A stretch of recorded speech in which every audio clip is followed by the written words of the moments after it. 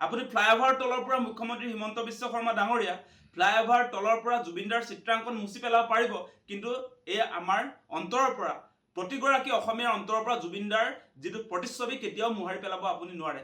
অসমৰ যিবিলাক আপুৰুগীয়া সম্পদ আছে তাত গড়ৰ প্ৰতিচ্ছবি আমি দেখিছোঁ, তাত অসমীয়া বিহুৰ আপোনাৰ নাচি থকা আমি প্ৰতিচ্ছবি দেখিবলৈ পাইছোঁ, তাত আপোনাৰ চৰাই বিভিন্ন চৰাই আমি প্ৰতিচ্ছবি দেখিবলৈ পাইছোঁ, এশিঙীয়া গড়ৰ প্ৰতিচ্ছবি আমি দেখিবলৈ পাইছোঁ।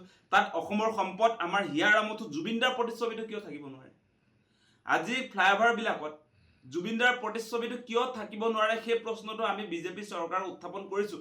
সেই ফটোখন থাকিলে, সেই চিত্ৰখন থাকিলে জাপানৰ প্ৰধানমন্ত্ৰীয়ে বেয়া পাব বুলি আপোনালোকে সেইখন মুছি পেলালে নেকি?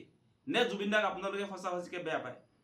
মানে মানুহৰ সন্মুখততো আপোনালোকে আচল অনুৰাগী বুলি কয়, এতিয়া আকৌ জুবিনদাৰ আপোনাৰ ফ্লাইঅভাৰৰ তলত থকা যিখন চিত্ৰ, সেই চিত্ৰখনকো আপোনালোকে আচলতে চাব নোৱাৰা হ'ল। আপোনালোকৰ আচলতে জুবিনদাৰ প্ৰতি সঁচা প্ৰীতি, সঁচা ভালপোৱা আছেনে নাই হিমন্ত বিশ্ব শৰ্মা চৰকাৰৰ? সেই প্ৰশ্নবিলাক আজি উত্থাপন কৰিছোঁ। আজি গৰিমা বৌৱে প্ৰশ্ন উত্থাপন কৰিছে যে কি যুক্তি আছে আচলতে যে সৌন্দৰ্যবৰ্ধন কৰক, তাত কাৰো আপত্তি নাই, কিয় আচলতে জুবিনদাৰ সেই চিত্ৰখন আচলতে মুছি পেলাব লাগে? সেই প্ৰশ্নবিলাক এনেই আমি উত্থাপন কৰা নাই। গতিকে আমাৰ কথা স্পষ্ট, এনেকৈ কোনো কাৰণতে কেৱল আপোনাৰ গুৱাহাটীতে নহয়, অসমৰ বিভিন্ন প্ৰান্তত ফ্লাইঅভাৰত আমি জুবিনদাৰ আপোনাৰ hashtag justice for Zubeen Garg বুলি তেনেকৈও বহুত চিত্ৰাংকন আছে।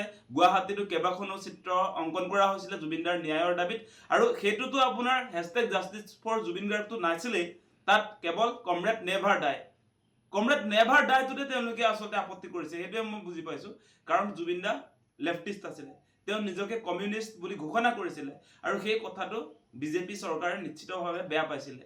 আপোনালোকে নিশ্চয় দেখা পাইছে যে যিটো সময়ত আমাৰ অসমৰ প্ৰায়বিলাক শিল্পী বিজেপিৰ লগত চামিল হৈ গৈছিলে, সেই সময়ছোৱাত জুবিনদাই ঘোষণা কৰিছিলে যে মই কংগ্ৰেছৰ লগতো নাই, বিজেপিৰ লগতো নাই, মই হৈছোঁ ছ'চিয়েল কমিউনিষ্ট।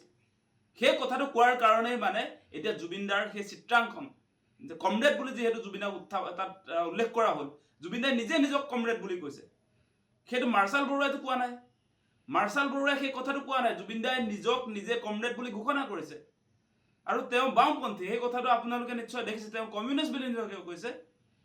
গতিকে সেই কথাটোত আপোনালোকে আপত্তি কৰিলেও জুবিনদা কমিউনিষ্টে, আৰু সেইটো আপুনি বদলাব নোৱাৰে।